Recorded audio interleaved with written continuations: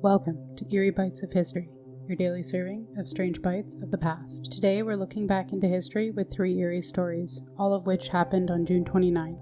Let's begin. On June 29th, 1902, something vanished from the heavily guarded walls of the Vatican Library. Something so rare and perhaps so dangerous that its absence has never been publicly acknowledged. An ancient codex, rumored to contain Gnostic scriptures, simply disappeared from a sealed, access-restricted chamber. There was no signs of forced entry and no record of it ever leaving the premises. The codex had been under the review of the Vatican scholars for nearly a year, its contents reportedly challenging long-standing theological foundations. The last man known to have catalogued it, a respected but reclusive archivist, suffered from a psychological breakdown days later. According to his attending physician, he had babblings about truths too large for the flesh and names that should never have been spoken. He was committed to a sanitarium outside of Rome and never returned to the Vatican. To this day, the Vatican has never issued a formal statement about the missing manuscript. It doesn't appear in public catalogs, and inquiries into its existence are often met with silence. Was this codex simply stolen, or was it buried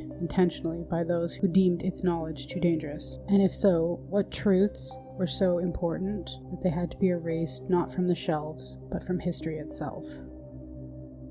On June 29, 1953, in the remote forest village of Belarus, something deeply unsettling occurred. At dawn, the villagers reported a sudden appearance of a group of children, 7 in total, standing silently at the edge of the tree line. They looked disorientated, barefoot, and dressed in ragged clothes that didn't match the style of the time. When approached, they said they were from a nearby town, but no town had records of them. Even stranger, the children spoke a dialect that linguists describe as archaic blend, possibly a constructed or lost language. Despite efforts to question them, the children seemed emotionally detached and repeated phrases like, "We came through the roots," and that the sky there is different. 2 days later, before the authorities could intervene, the children vanished. Decades later, partially declassified KGB files surfaced mentioning the incident coding it as Operation Moss Echo. But large sections of the document are redacted, including details about the children's interviews and the involvement of military personnel. Were these children victims of secret Soviet experiments, survivors of a lost village, or did they emerge from something not bound by time?